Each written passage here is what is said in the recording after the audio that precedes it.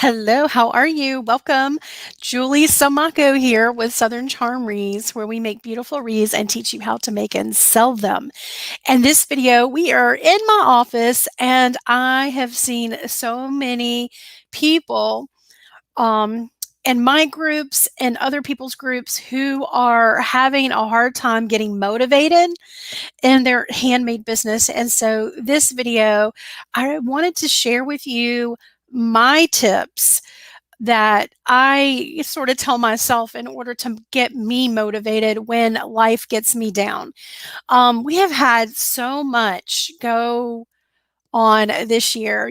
We've had the the virus, we've had the election, we've had a lot of negativity in the media with rioting and things like that. And then if you tie on top of that things that might be going on in your family, if you have anybody who maybe got sick or who lost a job, or there's just, I feel like there's also a lot also on social media of people just like not holding their tongue when really they need to be holding their tongue.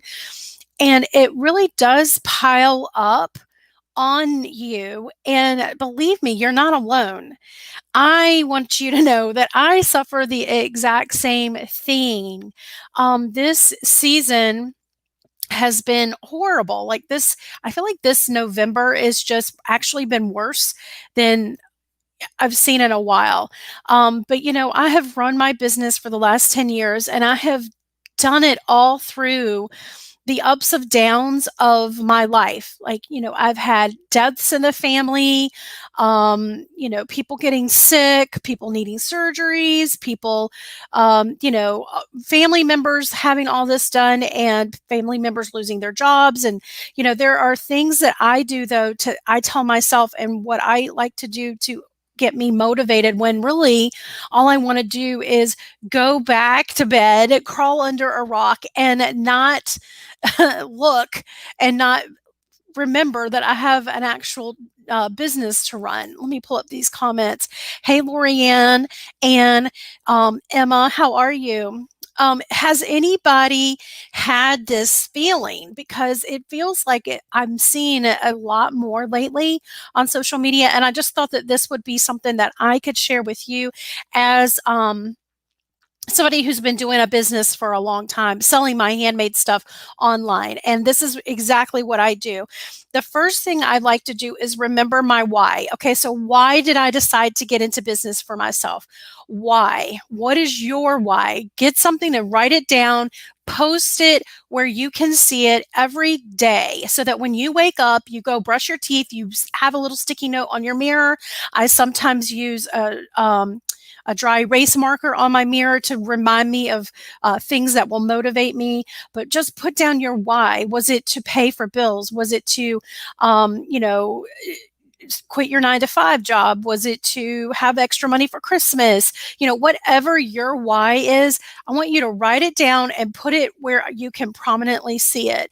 For me, I got started in doing my handmade business so that I could have extra money for the kids. So we were a single income family, and my daughter wanted dance lessons, and my son wanted to play football. And, there's all these extracurricular activities that cost money that we didn't have extra money for. And so I thought if I could get my handmade business to where it would just cover those costs, that would be a benefit for our family. Well, then as it grew, I was like, oh my gosh, we're paying cash for Christmas. We're paying cash for vacations. And so those little things keep reminding me of, okay, remember why you got started. And y'all, your why will change, because why I got started is not the why I have today.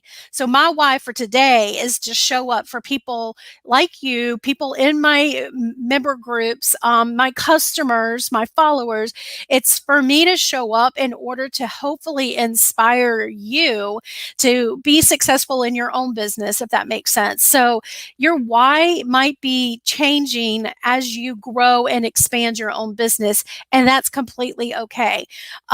So remembering my why is would get me started and motivated to go, okay, let's just get started. The other that brings me to the second thing is just start something. So 9 times out of 10, when you get started, you tend to do things a little bit longer than it takes, right? So for example, y'all, obviously, I'm not big on exercising. And when I need to exercise, I'm like 1,001 arguments going on in my brain with myself on why I should not be exercising and then also why I should be exercising. And literally within 5 minutes, I can talk myself out of doing something that I really dread doing, which was exercising. But I found that if I could just stop listening to the negative of why I shouldn't be doing something and just start, 9 times out of 10, I stick with it longer. So for example, if I'm supposed to be walking, for 20 minutes, I'm like, oh my God, 20 minutes feels like forever. Well, just put your shoes on and go for a 5-minute walk. That's what I tell myself. Just do something smart. Just do small. Just do something and start it. Because if I get my shoes on and walk for 5 minutes, I'm going to walk longer than that. And that's exactly what it takes. I have to tell myself, just get your shoes on and get started. So for you as a handmade business, that could be something as, just making a bow, spray painting a grapevine wreath, going in and, organizing your supplies or whatever that is. But if you just find yourself like dragging and not wanting to do anything, start with something. Just start. I really feel like if you just start, you will start, you'll catch on and want to do more and more. The other thing that I tell myself when I'm like not feeling the motivation to get started for the day or to get the momentum that I need for my business is I just try to remember I need to keep it easy. If something overwhelming is like, if you know that you've got to go in and do 4 orders or 2 orders, or maybe you want to list 4 things on your Etsy shop, or you've got something that you're just looming over and you don't want to do, try to keep it easy by just, maybe doing one thing instead of 4. You know what I mean? So if you want to list 4 items on your Etsy shop, just convince yourself that you're going to do the one and not all 4. And sometimes like I said, when you get started, you tend to do a little bit more, but you're going to be so much better in the long run if even if you do 1 and not the 4. Commend yourself for doing that. Give yourself girls, that you didn't stop, you didn't quit, you didn't give up, you didn't go back to bed, but instead you did one thing, right? Just one thing. The other thing that Sharon says her why for today may be different than when I started. Loss of a mother starting and lack of motivation. Aw, Sharon, hopefully this video is for you. Tamara on YouTube is feeling the same way. You guys, I'm glad I'm here giving you, these are tips again that helped for me. Yes, and so Goldie also says, pray, pray, pray. I agree with that. Prayer is definitely a motivator for me as well. One of the other things is you can arouse your senses. So a lot of times we as makers, we have to be we have to work in advance, right? We have to be, Christmas we're making in July, and December we're making Valentine's Day and spring. And so it's really hard to shift gears. I know I have a hard time. Like I want to make Christmas like 24/7 all day, all year round, but we have to shift gears when we're not extremely, we're not ready or motivated to. I find that when I turn on the holiday music or light a candle for that scent of the season, and put on some music, that really helps me to like get in the spirit of things. So for example, if I'm trying to figure out how to do Christmas in July, I turn on the, Christmas music, I light a cinnamon smelling candle or a Fraser fir candle, and it really does help to like start envision what it would feel like at Christmas time, even though it's like 100 degrees outside. The other thing, like for spring, you might want to do a tulip scented or gardenia candle and completely get rid of all of the Christmas. So for example, at the middle of December, I'll go through and I literally like take a vacuum through the whole workshop, get rid of everything glitter, get rid of all of the Christmas, anything reminded me of Christmas, so that I can gear myself and motivate myself to move into the spring mode. And then when I rid myself out of the workshop of all things Christmas related, just put it away, like put it in your bins, like dust, vacuum and whatever you got to do, and then pull out your spring items, light your gardenia or spring candle, and it just kind of shifts your mood a little bit, and that also would help me too.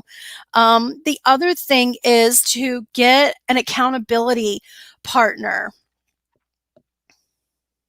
So if you get an accountability partner, somebody that could be in your family, but not necessarily. It could be a sister or a mother, but only if they are very supportive of you and your business. Because a lot of times our friends and family, meaning well, not that they're meaning us to fail, but they mean well. They see the struggle we go through and they say things like, why are you putting yourself through this? Why are you taking yourself away from the family when you really should be with the family? And, why are you really spending this money on this when you really could be spending it on this? They mean well, they're trying to protect us, but really that is not what we need to hear. We need to hear that, let's set a goal. What can you do? What's inspired you in the past? How can you reach out to another customer this time? And, that's what you need to hear from an accountability partner. Getting together with somebody who has similar goals in mind helps. So if you can partner with another business, another Etsy shop owner, somebody in a group. So we have like the Success Circle group here, not here, but but here at the company, we have our Success Circle group where it's just a lot of handmade business owners getting together, and we're encouraging each other, we're motivating each other, we're giving each other ideas, we're checking in, things like that. Just getting an accountability partner to help you through the ups and downs does help. If you know that somebody's going to be checking in with you in a day or two to see how you're doing or if you met your goals, it sometimes will help you to motivate yourself and get going.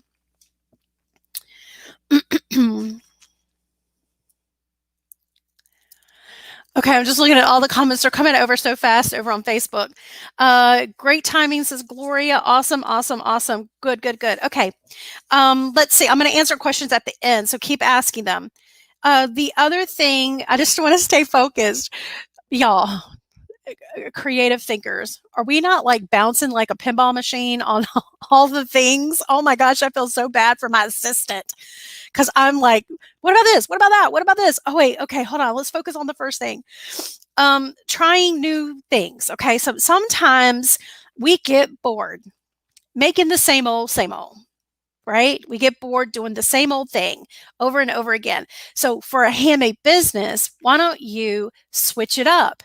If you normally do deco mesh, why don't you try your hand at grapevines or silk flowers? If you normally do silk flowers, try your hand at deco mesh. If you normally use a bow machine to make your bows, try making them handmade. There's little things that we can do to kind of shift it a little bit and get us creative. So a lot of times I'll go to Pinterest or I'll go to Etsy and I'll just start scrolling through and get inspired by other makers. I'm like, dang it, I'm going to go make something like that. I love how she used the grapevine. I'm going to try to do a grapevine similar to that. So like instead of using just the whole grapevine wreath, take it apart and disassemble it and then try your hand at something different. Instead of just trying to fit within the mold, reach outside of your comfort zone, because a lot of times that's challenging to us and we're going to get excited to do it. And don't think about, will this sell or not? Just get in there and make something to have fun instead of make something to sell. You know what I mean? So a lot of times we get bogged down on, will this sell? What should I do? Will this, how will a customer view this? But versus if we just get in and have fun with our creations and not worry about the back end, you'll feel your talent result draw through you a lot more and a lot easier when you take the whole process of selling out of your head at that moment when you're making. But just trying something new, will be good. The other thing you could do is try something new versus try something like on the marketing side of it. If you've not ever set up a Pinterest account, try Pinterest. Or maybe you have Pinterest and you want to, create some new pins, And it doesn't have to be pins created with the designs you made this year. Make pins on designs you made last year. If you haven't opened an Instagram and maybe that's your jam, try doing that. Again, you don't have to use the images of the items you made this year. You can use images for anything you've made for years past. And we've done that with our own business, just creating Pinterest pins on things that we made like 3 years ago. We're just trying to drive traffic and drive interest to our brand. So doing something new like learning email marketing or Pinterest marketing or something like that, where it doesn't feel like you have to go into the workshop and pull out all the stuff. You could just sit in your jammies on your computer and learn like a new technique for marketing purposes.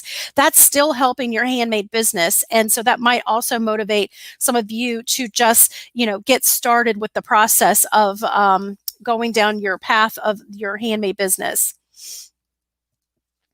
All right, so relieving the pressure of the sell will sometimes clear up the thinking process. I love that. The other thing you can do is sort of organize your supplies. Now, when most of us tend to overbuy, and we've already got a video on how not to overbuy.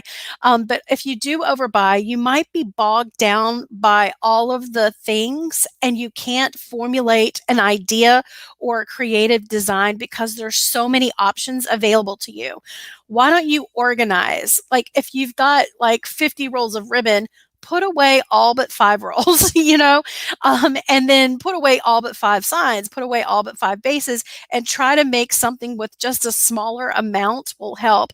I like to organize my supplies by holidays, by colors, things like that. So it's easier to put in and take in and out whenever the seasons change. But I can also visually look and say, I need some lime green ribbon. Where would it be? And I can look around and go, well, there's the lime green, or there's the green. Lime green's going to be in that container.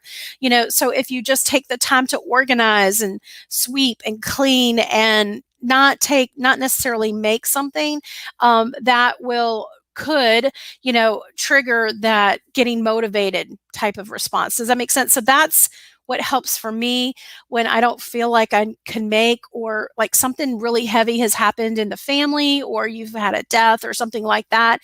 Just getting into the workshop and cleaning and piddling around does help you feel like you're doing something, versus, you going at it 110% like you always do. Does that make sense? So organizing helps me.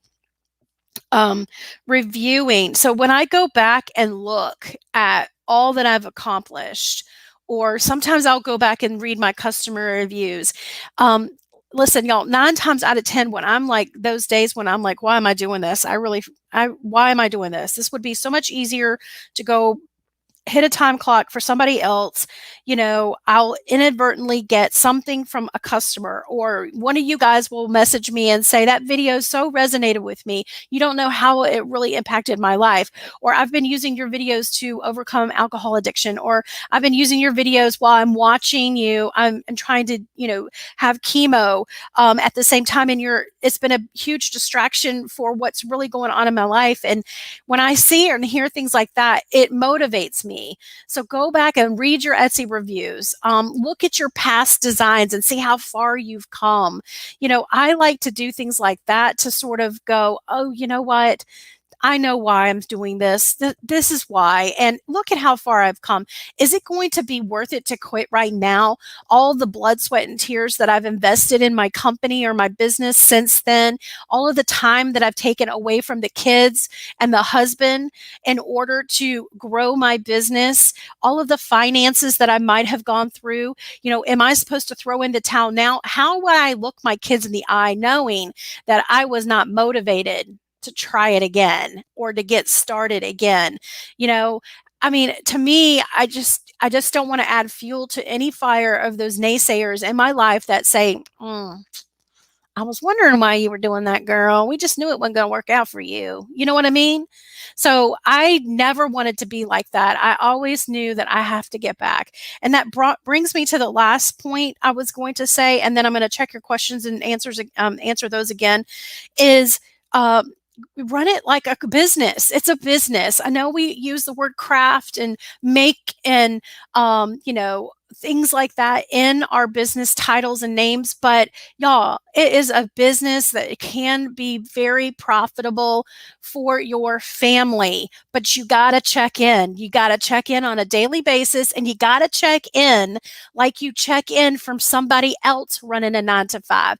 When I was going to a 9 to 5, sitting in my cubicle, I went in with a headache. I went in when I was feeling depressed. I went in when I was unmotivated to go in. I went in when I was, suffering from a loss of a family. So I would always go to work with the sniffles. I checked in.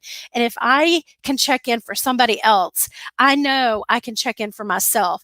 And so that's what really motivates me, is just to say, you know what, this is not necessarily a crafty business, a handmade business, a playing around hobby. This is a business, and you got to check in on a daily basis. And that's what my little motivation for you guys is. You're not alone.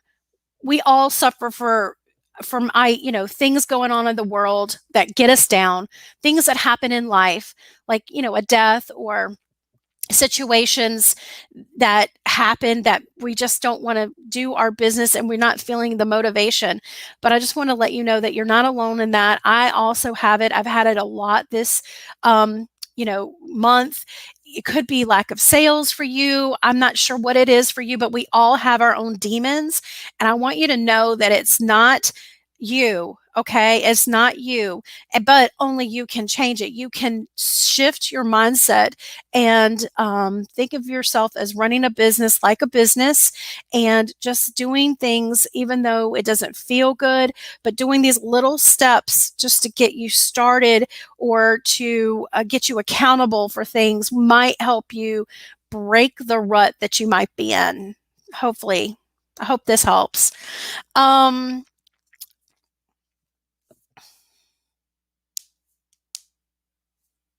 Let's see the questions that I see on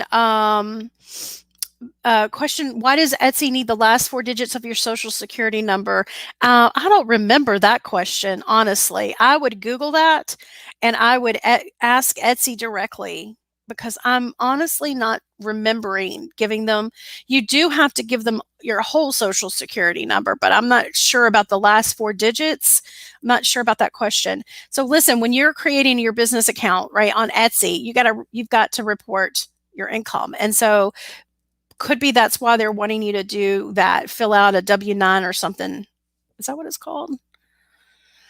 A 1099. That's what I'm trying to say. So, okay. So to get in my business group, go to let's see here. Let me put that out here. I'm going to put that in the link.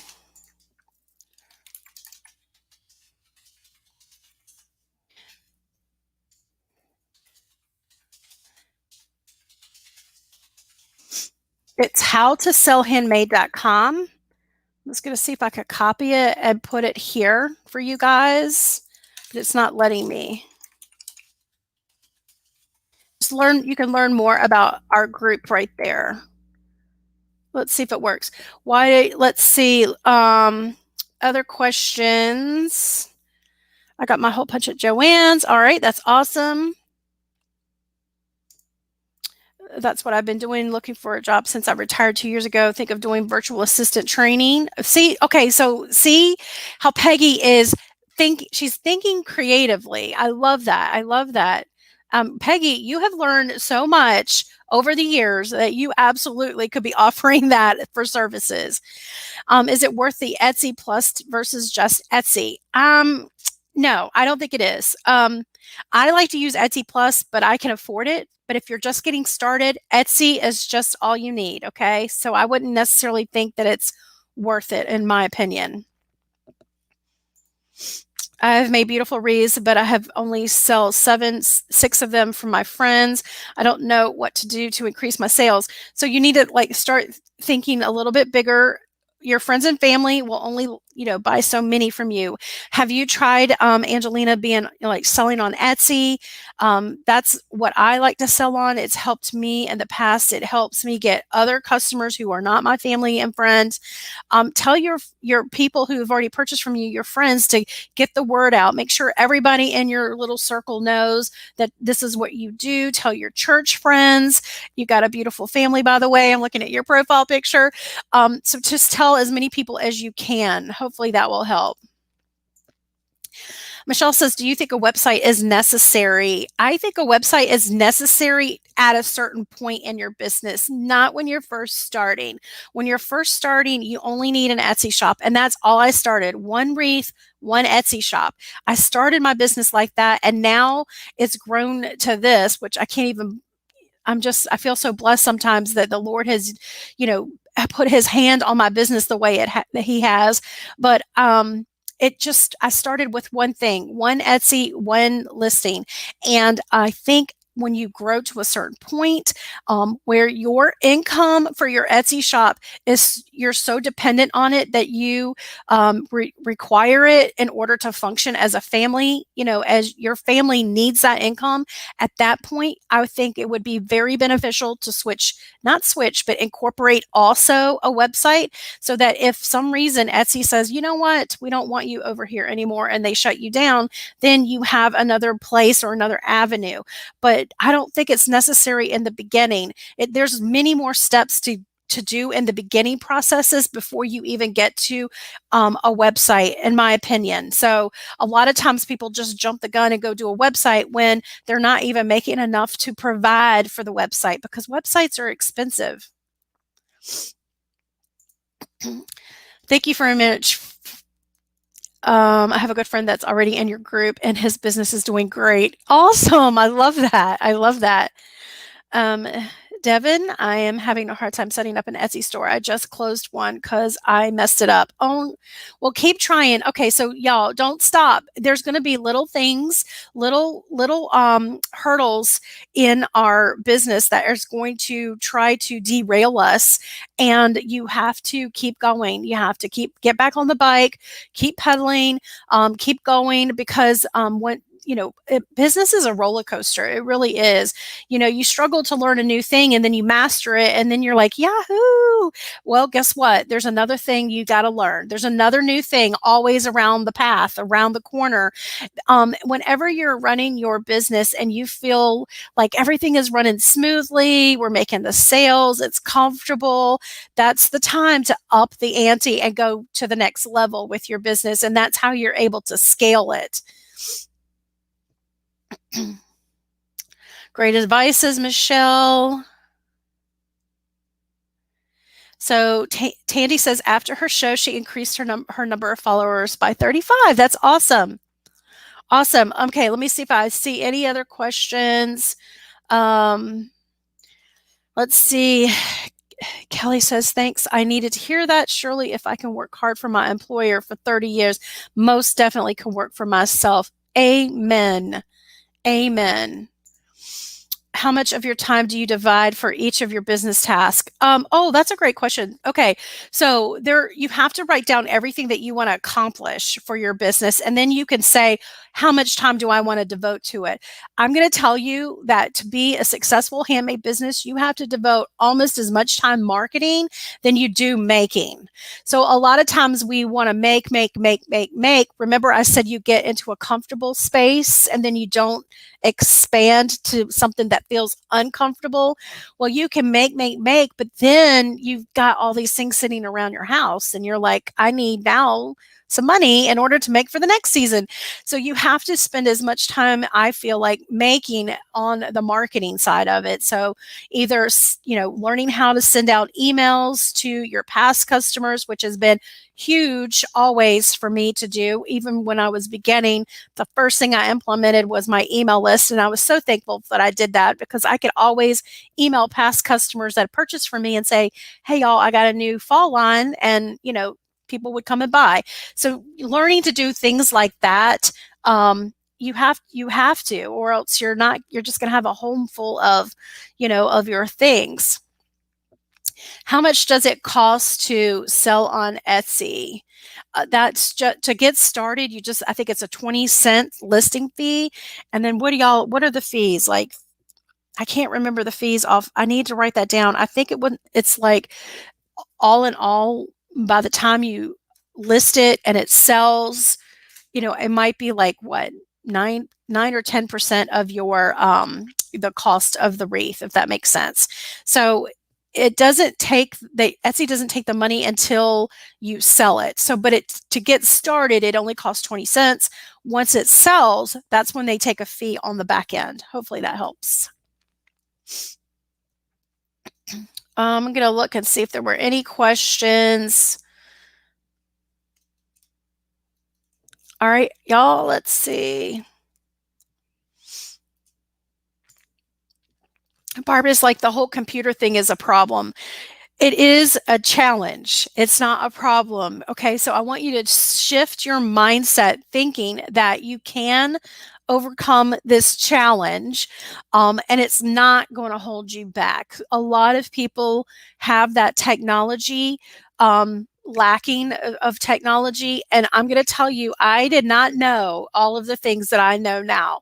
When I started, I didn't know anything, and I had to teach myself in order to do anything. I had to teach myself how to use Pinterest. I had to teach myself how to use Facebook. I had to teach myself how to do videos like this. I had to teach myself how to write a blog post and how to get it ranked on Google. I was doing a lot of the education myself, and it took a lot of time, a lot of hours up at night, reading, studying, going from one video to the next, trying to make it work for me. And that's why I created my business group, is so that just to make it easier for everybody else, that you can just like fast forward a little bit. You don't have to do all the searching. You just come to a certain tutorial in the portal and go, oh, okay, this is how I do a Facebook ad. Oh, okay, this is how I start my email list, or, things like that. So that's why one of the things why I started my group, is just to make it a little easier for those of you who are like, don't have a lot of time, just want to get down to the nitty gritty. But, obviously, everything is for free on the web, right? Just Google a lot of it, and you can work through the problems yourself if you have the time, for sure.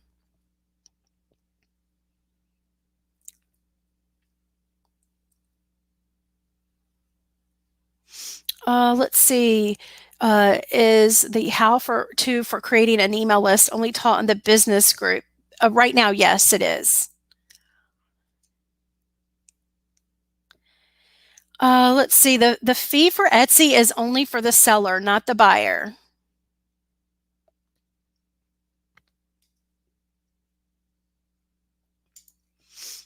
I know you've talked about how we should ask customers to sign up for emails. We can't use buyer emails from Etsy. They have to sign up. What instruction video is that under on your website? Hey, if you just go into the member portal and click emails, or I think it's MailChimp training, it will go through all of that with you. You have to ask the buyer to join your mailing list. You can do that very many ways. You can do it through your announcement. You could do it on every Etsy listing. You can do it in your email to follow up with the buyer every time you follow up with your buyer. So as soon as an Etsy buyer buys from you, they receive an email that you create, and you can have your link there. You can also say, hey, thank you for the purchase. I noticed you purchased this weekend. Wanted to let you know, if you sign up for my email, you'll receive X off your next purchase. You can do another follow-up email when you see that your item has been delivered. Hey, I noticed your wreath was delivered today. I can't wait to hear how much you love it. Let me know if I can help help you in any way. And don't forget to sign up for our email for X amount of dollars off your next purchase. So there's many ways that you can work it in, getting people, your customers, to actually opt in to your email list.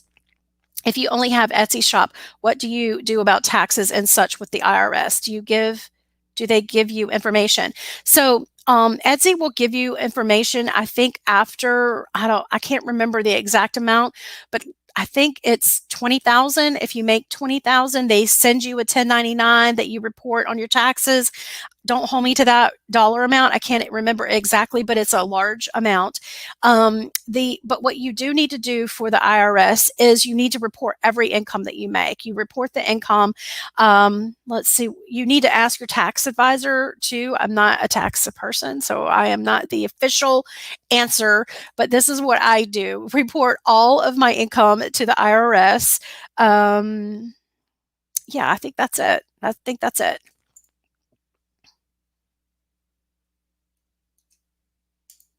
Do you have to do the video on Etsy? So you don't have to do the video, but I want to know why you wouldn't want to do a video. There's no sound, and all it takes is you just taking the video and going around your item and then back. Let's say you have a table arrangement and you're just going to go in and around and zoom into an element and then out. It's only 15 seconds long. I use my phone. So I don't know why you wouldn't want to do it, but you don't have to. To upload your video, you're going to have to go to the not using the Etsy app on your phone. You're going to want to go to Safari or Chrome and open Etsy that way. And that's how I upload my videos from my phone. Yes, it's 20,000. Oh, thanks, Wilhelmina. Wilhelmine. Thanks, Kim, for sharing. Let's see, I have had numerous sales in recent months, but I'm struggling to get reviews. I know they are important to help grow, but not sure how to properly ask. So you can definitely ask Andrew. First of all, majority of the people don't leave reviews. Like, I never leave reviews when I buy from anyone. When it's on Etsy, I try to, only because I am an Etsy seller and I know how important it is and how hard it is. But when I go buy on Amazon, like, I never leave a review. So that's the mentality of most people don't leave a review, but you can always ask for the review. Once the item is delivered, you just say something like, hey, I noticed your XYZ was delivered. I can't wait to hear how much you love it. We're trying to grow our shop and it helps our family. If you would leave a 5-star review, I would love it. Let me know if you have any questions. You could say little things like that so that they know how important it is for the growth of your business. That's how I would do it.